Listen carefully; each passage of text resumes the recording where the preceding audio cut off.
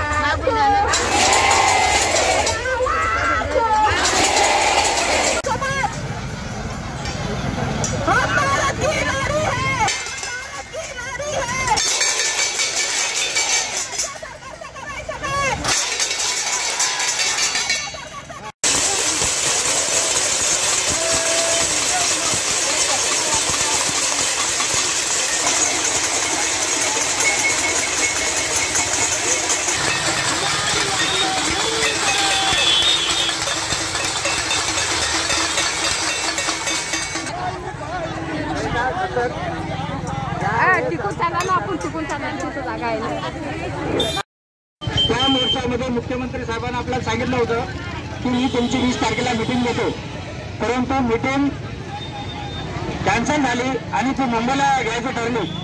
आझाद मैदानावर आपल्या अंगणवाडी सेविका बसलेल्या आहेत आणि उद्या 3 तारखेला आपण आझाद मैदान आपण जसं आंदोलन सुरू झालं आपण प्रत्येक तालुक्याच्या ऑफिसला आशिडे सर्कल बाधिकांवर मोर्चा काढले, त्यानंतर कुठे तहसील कार्यालयावर मोर्चा काढले, कुठं आपण पोलीस स्टेशनमध्ये जल भरो केलं, त्याच्यानंतर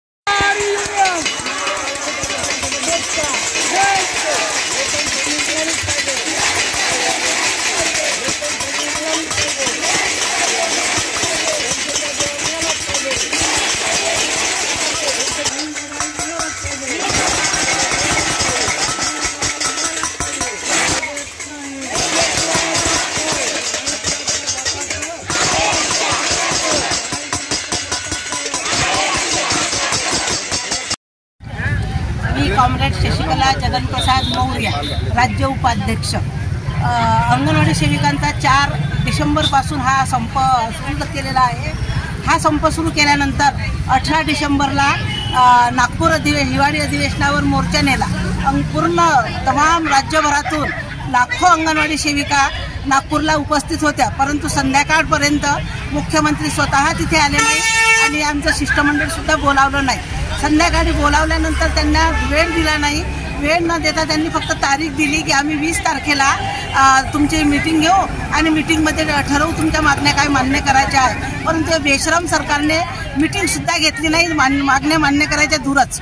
या सरकारला लाज वाटायला पाहिजे थोडी की महिलांचं सक्षमीकरण करतो, महिलांना भुलवण्याचा मार्ग या शासनानं अवलंबलेला आहे आणि आमच्या महिला परंतु आता भुलणार नाही, कारण बरेच दिवसापासून आम्ही आंदोलन करत आहे। अंगणवाडी सेविकांना काम करण्यासाठी मोबाईलची एवढी अडचण आहे, साधा मोबाईलसुद्धा अंगणवाडी सेविकांना दिला नाही आणि काम करण्यासाठी दडपण आणत आहे। त्यासाठी आमचा हा 4 तारखेपासूनचा जो संप आहे तो टप्प्याटप्प्याने आंदोलनं सुरू आहेत। संप काळामध्ये आम्ही जे आमच्या एकात्मिक बाल विकास योजनेच्या आयुक्त आहेत रुबल अग्रवाल मॅडम, त्यांनी जे पत्र काढलं अंगणवाडी सेविकांवर काम करा, जॉईन व्हा आणि कारवाई करायबद्दल, त्या पत्राची आम्ही 27 डिसेंबरला होळी केली। नंतर आम्ही आमच्या स्थानिक स्तरावर धरणे आंदोलन केलं। नंतर प्रत्येक तालुका स्तरावर प्रत्येक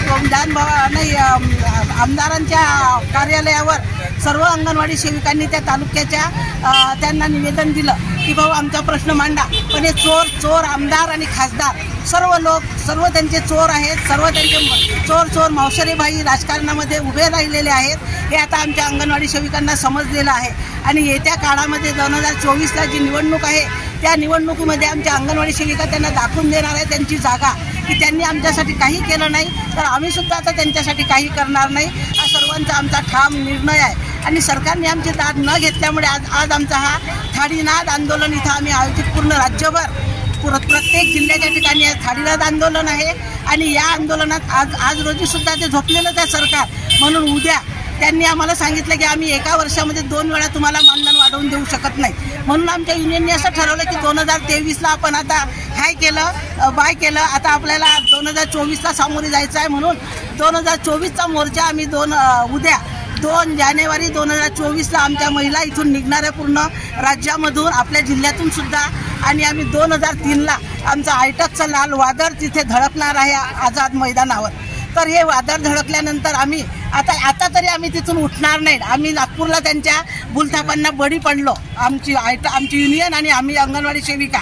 परंतु आम्ही आता आझाद मैदानावरून आमचे हक्क आमच्या पदरात पाडून घेण्यासाठी आम्ही आता उठणार नाही. कारण त्यांच्या म्हटल्याप्रमाणे वर्ष बदलल्यानंतर आम्ही आता जाणार आहोत. आणि आमच्या अंगणवाडी सेविकांचे हक्क त्यांच्या पदरामध्ये त्यांनी पाडून द्यावे. आमच्या ज्या मुख्य मागण्या आहेत, शासकीय सेवेचा लाभ द्यावा, ग्रॅज्युएटी द्यावी, पेन्शन त्यांना लागू करावं आणि मोबाईल त्यांना त्वरित मोबाईल द्यावा आणि अंगणवाड्या सुरू कराव्या, ह्या पूर्ण मागण्या करून. तर ह्या मागण्या पूर्ण करण्यासाठी आम्ही आता उद्या निघणार आहोत मुंबईसाठी. म्हणून आमचा एकच नारा, चलो मुंबई. धन्यवाद. स्टार्ट बोला. आजचा जो थालीनाद हे आहे, गजर आहे, तर तो आम्ही 4 डिसेंबरपासून आमच्या सेविका ह्या अतिशय महत्त्वाच्या संपावर आहेत. परंतु या निगरगठ्ठ शासनाला लाज नाही. त्यांना आजपर्यंत अंगणवाडी कर्मचाऱ्याचं नाव सुद्धा घेतलं नाही. तर त्याची दखल घेणं कशाची आली. परंतु त्याला जागा करण्यासाठी आज थाळीनाद झाला आणि इतके आंदोलनं झाले. 4 तारखेपासून खूप आंदोलनं केले. पण या निगरगठ्ठ शासनाला काही लाज वाटत नाही. आमच्या महत्त्वाच्या 3 मागण्या आहेत. एक मोबाईल, दुसरा ग्रॅज्युटी, तिसरं पेन्शन वाढ आणि पेन्शन, अशा 4 गोष्टीसाठी हा संप आहे. परंतु या शासनाने एकही गोष्ट विचारात घेतली नाही. आणि जी गोष्ट घ्यायची नाही, काय तर म्हणे आम्ही अंगणवाड्या भरती करतो. भरती कशाला करतो रे बाबा तू? यायची सोय लावणं पहिली. आणि त्याला हे समजायला पाहिजे भरती नको आहे आम्हाला सध्या तरी. आमच्या ज्या आहे कर्मचारी यांची सोय लावली पाहिजे. 10,000 मानधनामध्ये आमचा कुठल्याही प्रकारचा कोणत्याही सेविकेचा मदतनीस 5,000 रुपये घेते. त्या 5,000मध्ये काय गुजारा होईल तिचा? आज तिच्या मागं घरातल्या कुटुंबाचे सुखदुःख असतात, मुलांचे शिक्षण असतात, बऱ्याचशा गोष्टी असतात. परंतु या निगरगठ्ठ शासन याला लाज नाही. यांना बेशरम सरकारचा बुरखा घेतलेला आहे. परंतु या झोप घेतली पुन्हा बेशरम बुरख्यात. परंतु याचा झोप मोडण्यासाठी या अंगणवाडी सेविका तत्पर झालेले आहे आणि पूर्ण महाराष्ट्रामध्ये पूर्ण रस्त्यावर उतरलेले आहे. जोपर्यंत आमच्या मागण्या पूर्ण होणार नाही तोपर्यंत आमचे आंदोलन, मोर्चे, संप कसाच बंद होणार नाही. या शासनाने दखल घेतली पाहिजे की आज इतके 28-29 दिवस झाले या संपाला, तरी याला लाज नाही. यायचे मानधन वाढून घेतले. अंगणवाडी कर्मचाऱ्याला 10,000 रुपये मानधन आहे फक्त. 10,000मध्ये काय होतं? त्यांनी एखाद्याने आमच्या समोर यावं अंगणवाडी कर्मचाऱ्याच्या आणि सांगावं, नियोजन लावून द्यावं त्या 10,000चं. मग मानू आम्ही त्याला. नाही तर खेटराची माळ घालून पुढच्या वेळेस या सरकारला बिलकुल येऊ देणेच नाही. हा आमचा एक हेतू आहे. आमच्या अंगणवाडी कर्मचाऱ्यांची त्यांनी दखल घेतली पाहिजे आणि अंगणवाडी कर्मचाऱ्याच्या तात्काळ मागण्या मान्य करून कामावर रुजू केलं पाहिजे. ही एक आमची अपेक्षा आहे. आणि त्यांनी समजून घ्यायचं आहे, पुढच्या वर्षी यांना धडा शिकवल्याशिवाय आम्ही राहणार नाही. याला उलथं पालथं पाडल्याशिवाय आमच्या सेविका राहणार नाही. एवढी बोलून मी माझे 2 शब्द पुरते. जय हिंद, जय महाराष्ट्र.